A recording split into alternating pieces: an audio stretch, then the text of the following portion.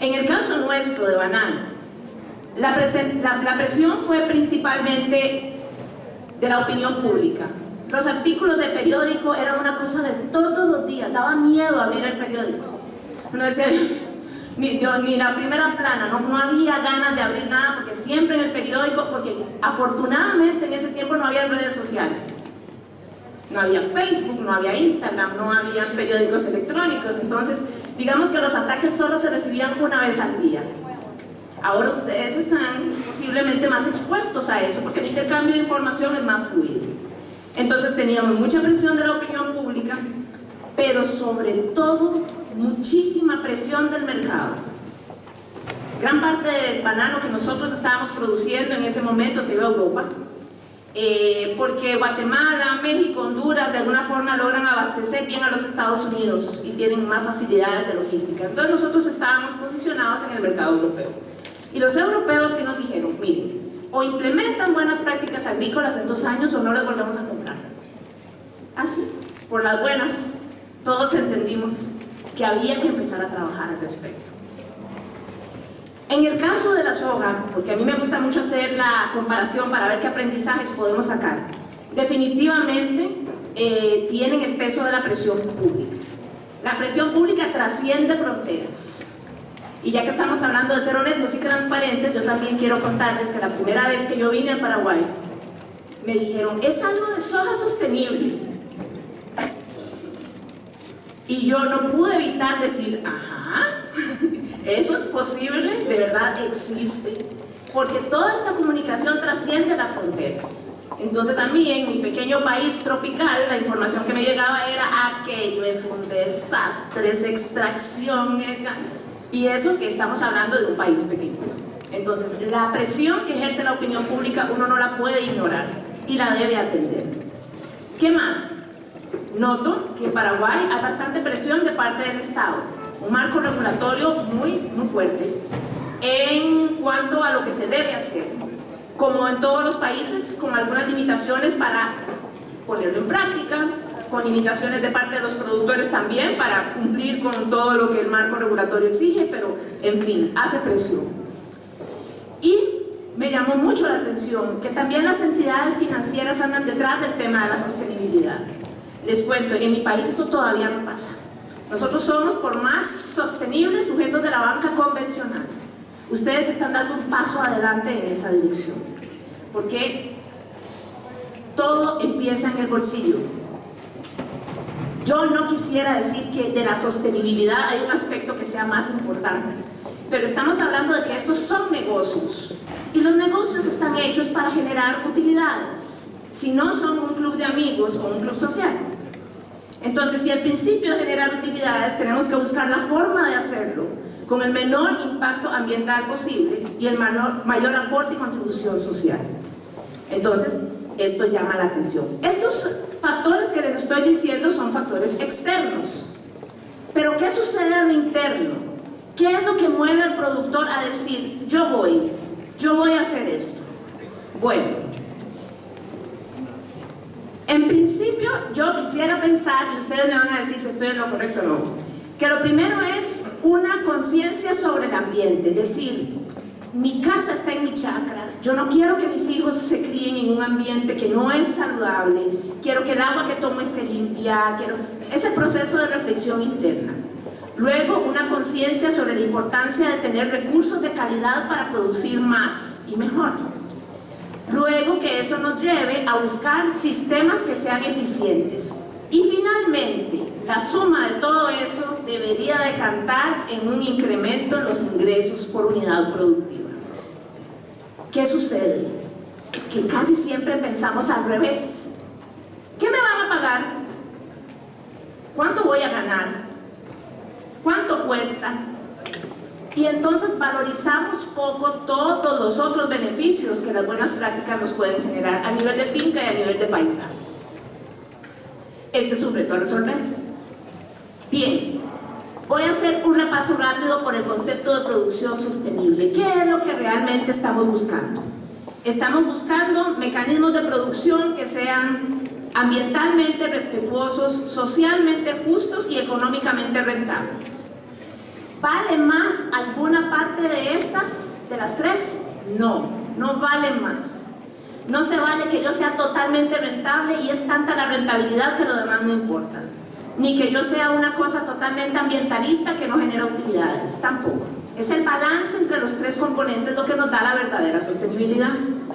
Todo esto medido para efectos de nuestros países a través de los objetivos de desarrollo sostenible. Es decir, la sostenibilidad no es una cosa abstracta, no es un cuento que anda ahí volando. Los países tenemos responsabilidades en materia de avance sobre estos objetivos de desarrollo y a través de la implementación de las buenas prácticas conseguimos demostrar que vamos en esa dirección. Bien, interesante, porque si ustedes ven la triada de la sostenibilidad, ustedes ven que las buenas prácticas están principalmente relacionadas al tema ambiental. Dice que del set de 186 prácticas que componen el programa de buenas prácticas que se está implementando acá, más o menos un 85% tienen que ver con temas ambientales. Entonces, el logro de la sostenibilidad no es exclusivo de las buenas prácticas. Es decir, las buenas prácticas aportan mucho, pero tenemos que asegurar que también vamos a cubrir el tema social y que también vamos a cubrir el tema económico. Y ese es el gran reto que nos supone la implementación de las buenas prácticas. La parte social. Hay personas que dicen, bueno, yo con cumplir solo en los temas laborales estoy. No, porque las unidades productivas están dentro de un territorio, tienen comunidades alrededor e interactúan con ellas. Un poco lo que hablaban los compañeros de la comunidad Ashe. Como empresa, yo como empresa, ¿cómo mitigo el impacto social que estoy causando? ¿Cómo logro que esta gente también se desarrolle al igual que me desarrollo yo en mi actividad productiva?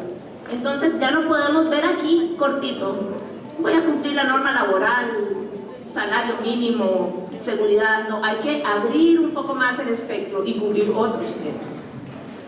Pero en el tema de gobernanza les voy a decir que tienen ustedes muy diferente y una gran ventaja que nosotros no tuvimos al inicio. La gobernanza de los recursos naturales de un territorio pasa mucho por la gestión de sus autoridades. Y cuando un territorio tiene comprometida su alcaldía, sus instituciones del Estado, y hay espacios donde la opinión pública, la sociedad civil se pueda manifestar sobre cómo ven ellos el desarrollo, el empuje hacia la sostenibilidad se acelera. Entonces ustedes ahí tienen un gran activo que ojalá puedan capitalizar. Tienen gran parte de la tarea ya lista. Y finalmente la parte económica. Cuando hablamos de la parte económica, ¿qué estamos buscando a la hora de implementar buenas prácticas? Incentivos. Pero la gente piensa que los incentivos solo van a llegar por parte del mercado. ¿Es cierto eso? Los incentivos económicos son solo responsabilidad del Estado. ¿No? ¿Sí? Otra vez tenemos que ampliar el criterio. Los beneficios económicos pueden venir de demostrar que gracias a las buenas prácticas agrícolas yo ahorro dinero. Porque si yo logro ahorrar dinero y ser más eficiente y tengo el mismo precio en 2 años, el año en que fui más eficiente voy a ganar más dinero. Recuerden que a uno el resultado de una cosecha no es el precio de la cosecha, es la relación entre el precio y los costos. Y si controlar mi actividad productiva me genera mejor control del gasto de insumos y por ende mejor control de costos, yo puedo estar ganando aunque el precio sea el mismo. Miren qué interesante. Entonces, los incentivos económicos no solo vienen por parte del mercado, y eso es algo que a mí me encantaría dejar bien establecido acá. Ahora, cuando vienen por parte del mercado, ¿qué sucede? Todo camina más rápido. Es sencillo, todo camina más rápido. En el caso de la soja, en este momento no hay presión de mercado. Ustedes están recibiendo la presión de otros rubros. ¿Por qué? Yo tengo noches en vela pensando yo, pero ¿por qué? ¿Por qué el mercado no está reaccionando tan rápido? Entonces empiezo a reflexionar. ¿Quién es el consumidor final de la soja? Casi toda la soja, o gran parte de la soja, se va para concentrados, le decimos nosotros, alimentos para animales y cosas de estas. Entonces digamos que en el corto plazo no hay una afectación directa al consumidor en el corto plazo. Pero si uno empieza a hacer trazabilidad calidad. El consumidor se come la carne y empieza, se da cuenta de que los efectos de una producción finalmente le llegan al consumidor final. Aunque la soja pase a través de las vacas, finalmente está llegando al consumidor, a la persona. Y entonces es de ahí de donde generalmente viene la presión, y por eso el mercado quizás ahorita no está reaccionando tan fuerte. Sin embargo, es muy posible que tarde o temprano lo va a hacer, porque tenemos una sociedad cada vez más comunicada, más informada y que quiere saber de dónde viene lo que está comiendo. Entonces, el camino es largo, pero hay algunos factores que lo pueden catalizar. Nosotros estamos tomando este concepto para transformar las buenas prácticas agrícolas del Alto Paraná en impactos verificables sobre la sostenibilidad, para que nos valoren el producto, para que la soja no solo sea soja, sino que sea soja sostenible. Y ese intangible, la sostenibilidad, vale mucho y se debe reconocer como tal. Y finalmente, ¿qué es lo que buscamos? Aumentar la demanda por este tipo de productos a través de un consumidor informado que va a saber de dónde y cómo se produce lo que está comiendo. A nivel interno, ¿cómo hacemos para convencer al productor que de verdad se involucre en estos esfuerzos? Demostrándole resultados, demostrando que las buenas prácticas se traducen en más productividad, en más ahorros, eventualmente el precio nos ayuda también en ingresos, y finalmente en beneficios. ¿A qué nos referimos con beneficios? A que va a tener un mejor suelo que le va a durar más, a que va a tener agua de mejor calidad para poder poner en su cultivo, a que va a tener un paisaje más diverso, etc.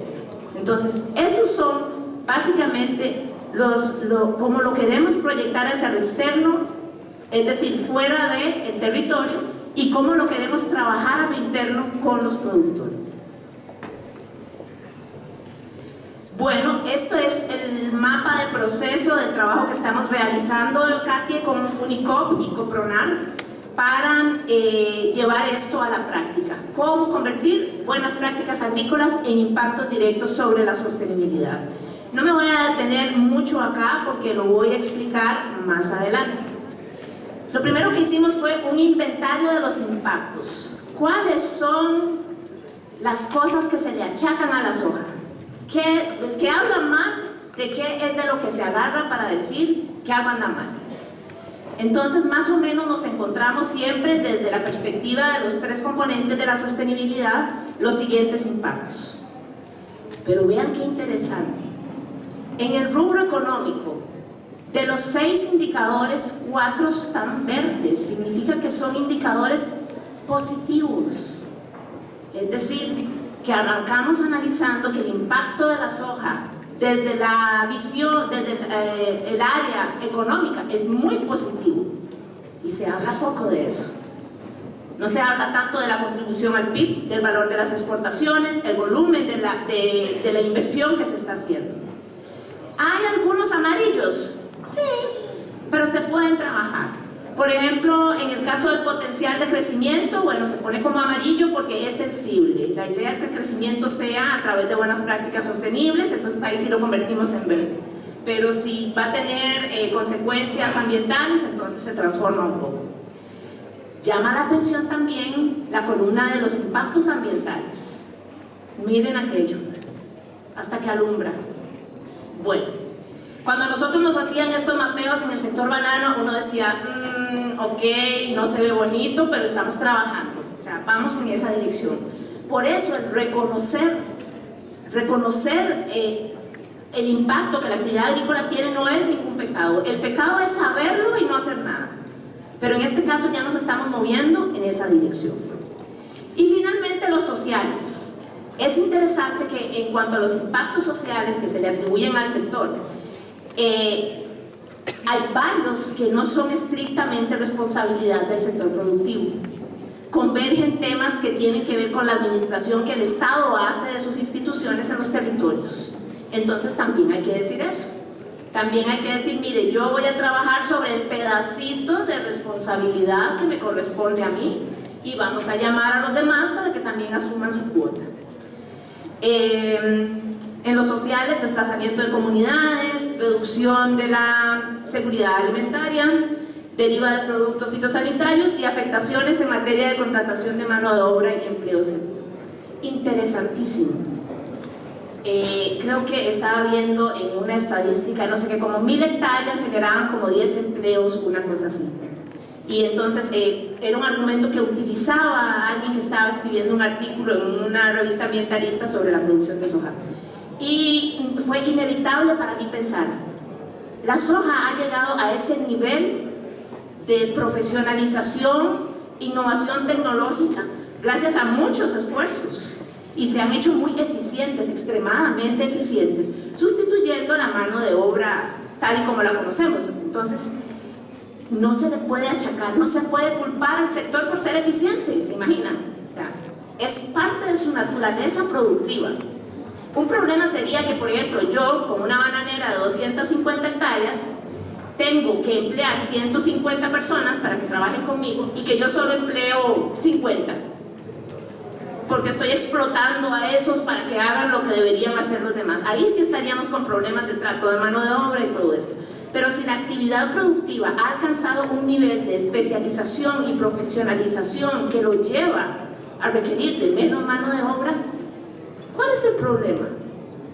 ¿Somos nosotros realmente los obligados a resolver eso? Tenemos que ser parte de la solución a través de otros mecanismos, pero no tenemos que negar la naturaleza de nuestros negocios, porque sería ir en contra de nuestro propio crecimiento y el crecimiento por el que se ha luchado tanto. Esto no pretendo, voy a tomar la frase que alguien dio por ahí, que lo lean todo, pero les quiero contar brevemente qué fue lo que hicimos. Tomamos cada uno de los impactos que les mencioné anteriormente, creo que estamos hablando de unos 15 impactos, y del compendio de 187 buenas prácticas que ustedes están implementando en este momento, seleccionamos las que tenían una relación directa para mejorar el desempeño de aquellos impactos que están allá. Se priorizaron en función de dos criterios. Primero, que cumpliera con la ley nacional. Ese es el primer criterio. Buenas prácticas que van en cumplimiento o promueven el cumplimiento de ley nacional son prioridad 1. Y segundo, la eficiencia de la práctica para contribuir al impacto que se está generando. Entonces hicimos todo este ejercicio y pasamos de 187 prácticas a un grupo de 32. ¿Qué significa eso? ¿Que se va a cortar el programa de buenas prácticas? No. Pero sí significa que nosotros, cuando vamos a salir al mundo a contar lo que se está haciendo aquí en favor de la sostenibilidad, nos vamos a amarrar muy duro de esas 32 prácticas priorizadas, porque no podemos contar toda la historia de las 183. De igual forma, agrupamos todas las prácticas para sacar 1 o 2 indicadores de contribución a la sostenibilidad. Esto queda más claro con un ejemplo. Digamos que el impacto es que la soja deteriora la calidad del agua y el suelo. Entonces seleccionamos las buenas prácticas, son como 5.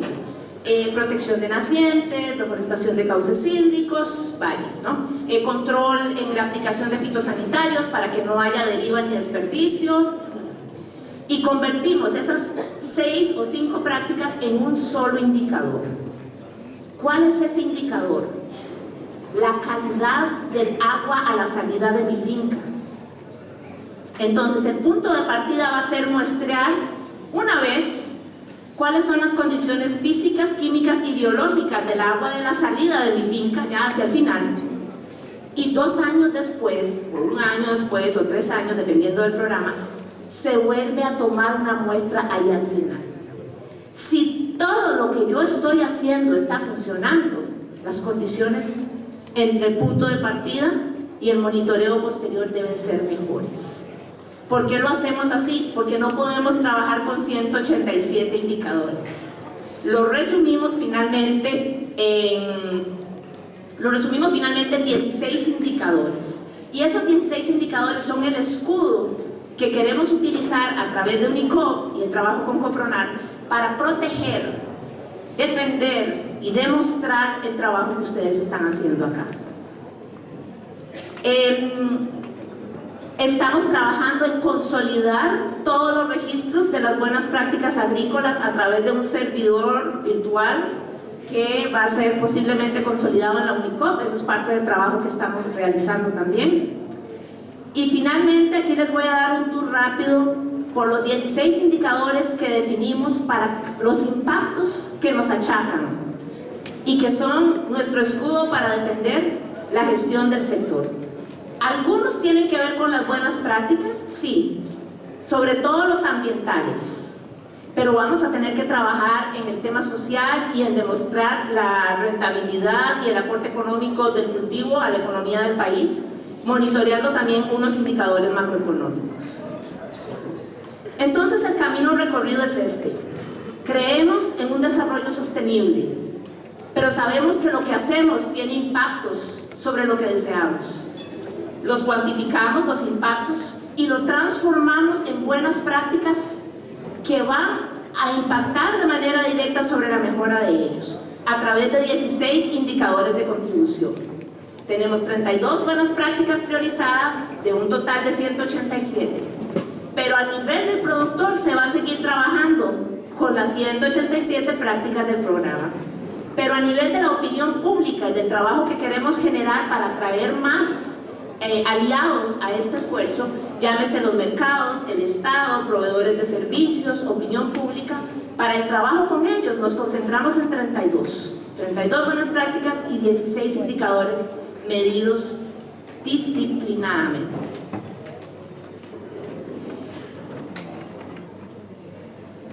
En cuanto a los beneficios, aquí estamos hablando de los impactos en el territorio, en el paisaje, en el país. Ahora veámoslo desde la perspectiva del productor en su finca. ¿Cuáles son los beneficios que el productor puede tener? Bueno, a nivel ambiental mejora la calidad de su ecosistema y la capacidad para enfrentarse a la variabilidad del cambio climático. Sin duda son ecosistemas más resilientes porque están mejor preparados. Se reducen los riesgos de contaminación y se mejora la disponibilidad y calidad de recursos clave para la producción agrícola, agua, suelo, que hemos venido hablando. Se reduce la huella de carbono, sin duda. Se minimiza el riesgo de deterioro y reparación ambiental. Se protegen zonas sensibles y se mejoran zonas degradadas. Aumenta la biodiversidad y se recuperan los ciclos naturales. Y cuando a uno como productor le dicen todo eso, uno se queda así y dice, qué bonito suena, pero como que cuesta materializarlo, ¿no? Uno dice, bueno, sí, va a haber un mejor ambiente, va a estar, pero ¿eso qué es? ¿Cómo es? ¿Cómo es la vida si yo no tengo eso? Esa es la gran pregunta que tenemos que hacernos. ¿Cómo vivimos y cómo producimos sin eso que está ahí? Que como no es materializable, nos cuesta mucho valorar. Les voy a poner un ejemplo muy brevemente. Yo me pregunté eso, ¿cuánto cuesta un daño ambiental? Quizás alguno acá tenga experiencia, yo les voy a contar una propia. Un día, a la salida de la finca, de nuestra finca de banano, había un mono guindado del tendido eléctrico, así, apenas para que todo el mundo le tomara fotos. Llegó el Ministerio de Salud, el Ministerio del Ambiente, llegó la prensa, la Corporación Bananera, todo el mundo tuvo que ver con el mono que estaba guindado en el tendido eléctrico a la salida de nuestra finca. Resulta que el mono se quedó ahí como 2 días mientras las autoridades veían qué había que hacer y mientras nos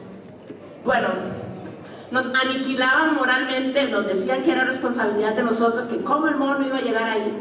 Y para terminar de enredar el tema, 37 monos, posiblemente familiares, vinieron a ver al mono que estaba guindado. Entonces teníamos así, monos a estadio lleno, ¿no? Y nosotros con aquella cara de pánico y pavor, el Ministerio de Ambiente vino y nos dijo, bueno, voy a empezar atrás. ¿Por qué había monos? Porque tenemos reserva forestal dentro de la finca. Tenemos un bosque bastante grande que hemos protegido para las nacientes, toda esta cosa. Y los monos, si no encuentran comida ahí, salen y se comen los bananos. En fin. El Ministerio de Ambiente nos dice, ustedes tienen que pagar por este daño ambiental tan tremendo. Y nos tocó contratar una bióloga que vino y hizo un montón de estudios y nos enseñó cómo en unas jaulas especiales, con unos dardos, no sé qué, íbamos a dormir los 37 monos y nos íbamos a trasladar a otra zona. Y nos decían, es culpa de ustedes por no haber monitoreado que había monos en esa reserva. A mí jamás se me hubiera ocurrido ni siquiera que había monos, mucho menos monitorearlos. Y la broma nos salió como en $12,000 y dicen que fue barata. Entonces, siempre tenemos que saber que es mucho más barato prevenir, mejorar, que tener que reparar. Y pensemos cómo sería la vida sin los beneficios ambientales que nos generan las buenas prácticas. Quizás ese es el punto de partida para valorarlos. ¿Qué más? Beneficios sociales. Bueno, cuando las comunidades alrededor de la actividad productiva están satisfechas, se mejora el ambiente y el entorno para hacer negocios, surgen nuevas oportunidades. Ah, mire, yo quiero procesarle su producto, yo quiero ayudar, entonces entra una dinámica mucho más favorable. Contribuye a un ambiente más sano y seguro para las familias que ahí viven, se mejoran sus medios de vida, porque si la actividad es fuerte se pueden generar otros negocios alrededor del negocio principal. Un ejemplo muy breve. Nosotros en Banano tenemos un gran problema de contaminación con el pinzote. El pinzote es el tallo que une las manitas del racimo de banano. Entonces uno corta las manitas y las exporta, pero el tallo queda ahí y eso es contaminación a morir. A alguien se le ocurrió que podíamos hacer papel de esa fibra y se generó una industria totalmente nueva alrededor del papel de banano. Los turistas lo llevan, ahora cajas, bueno, todo lo que se puedan imaginar.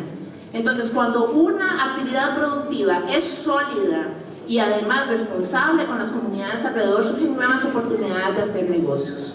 Contribuye a la paz social.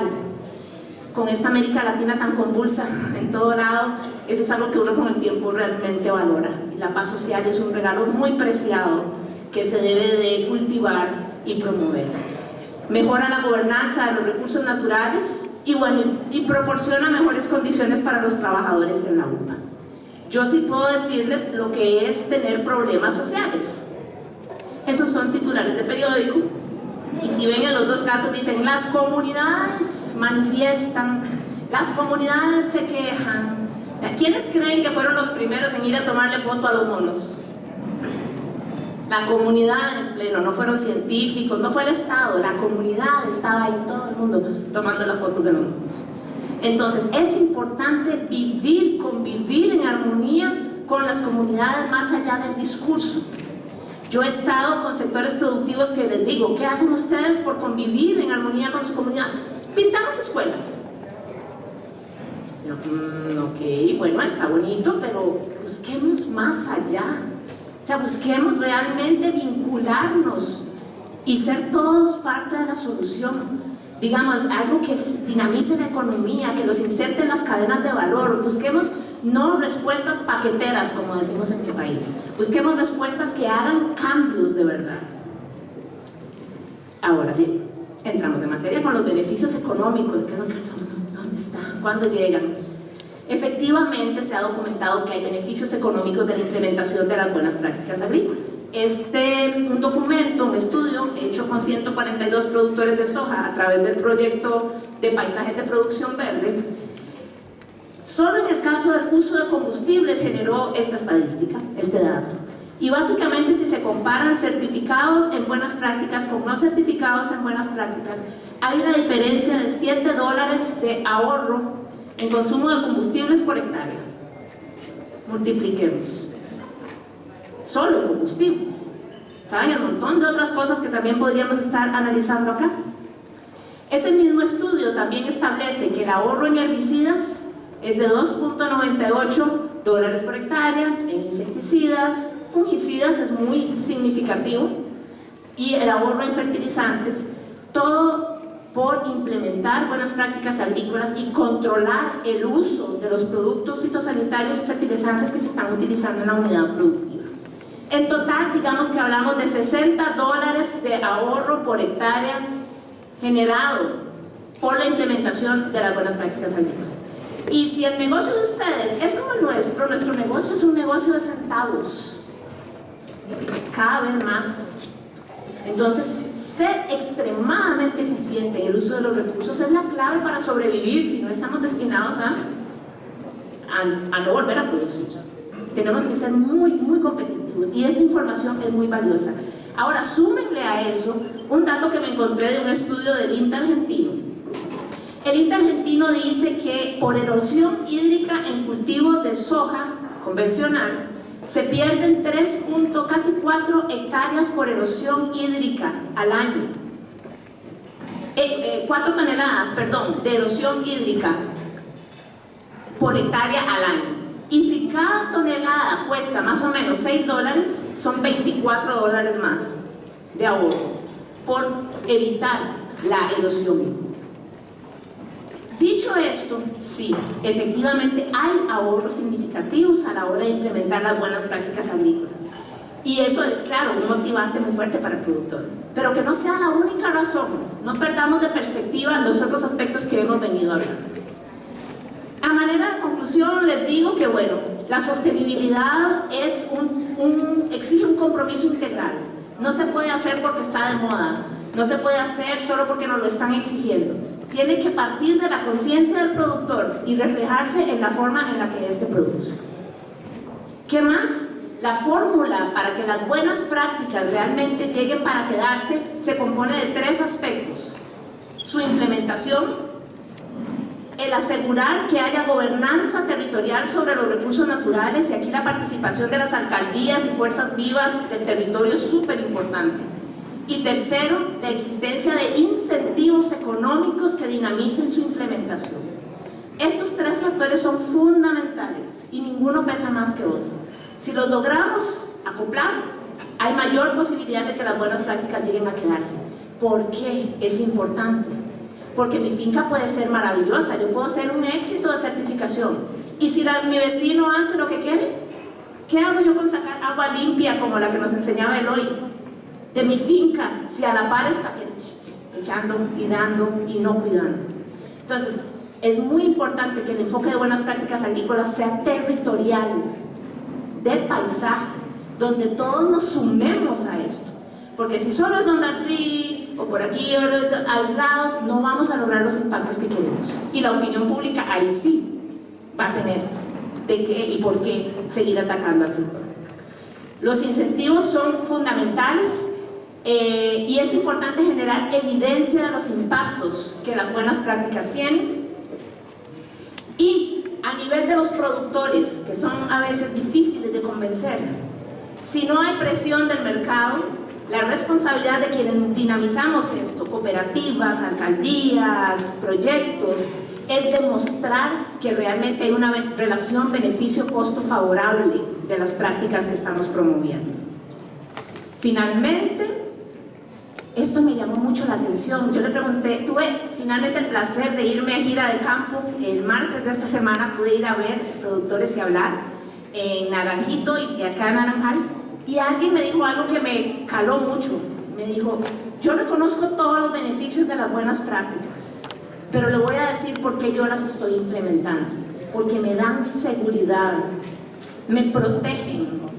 Yo me siento que la cooperativa está ahí para respaldar lo que yo estoy haciendo y demostrarle a las autoridades nacionales que yo estoy con la ley y que voy por ahí y que no me van a buscar mucho y que me voy a poder trabajar con tranquilidad y con confianza en lo que estoy haciendo. Y eso es muy valioso. Cada quien tiene sus razones, pero ese me pareció un argumento bastante convincente. La participación de las cooperativas como promotoras.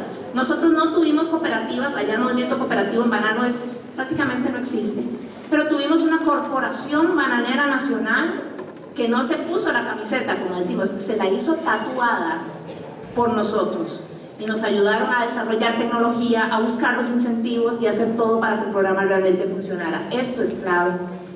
La comunicación y difusión de los resultados en la línea que vamos nosotros, viendo cómo la buena práctica ataca de manera directa un impacto que se le achaca al sector. Y finalmente, ¿qué es lo que esperamos? Que con todo este gran esfuerzo logremos convencer a los distintos actores de la cadena y muy especialmente al mercado de que reaccione y valorice todos estos esfuerzos que se están dando. Bueno, yo termino mi presentación compartiéndoles un dato reciente que nos tiene muy orgullosos. El 99% de las fincas de banano en Costa Rica actualmente están certificadas con buenas prácticas a través de normas internacionales. Son 55.000 hectáreas. Yo sé que para Paraguay es poquito, pero en un país como el nuestro, que es pequeñito, realmente fue un gran esfuerzo y nos permite consolidarnos en el mercado como un producto diferenciado, no solo por su calidad, sino por la forma en la que se produce. Quisiera, y de verdad me llevo en el corazón la gran esperanza de que esto les sirva a ustedes de motivación. Hay luz al final del camino, créanme. Por más oscuro que a veces se vea y difícil y batallas y no reaccionan y no les interesa, hay luz al final del camino. Sí se puede y los beneficios realmente son evidentes, se pueden probar. Muchísimas gracias.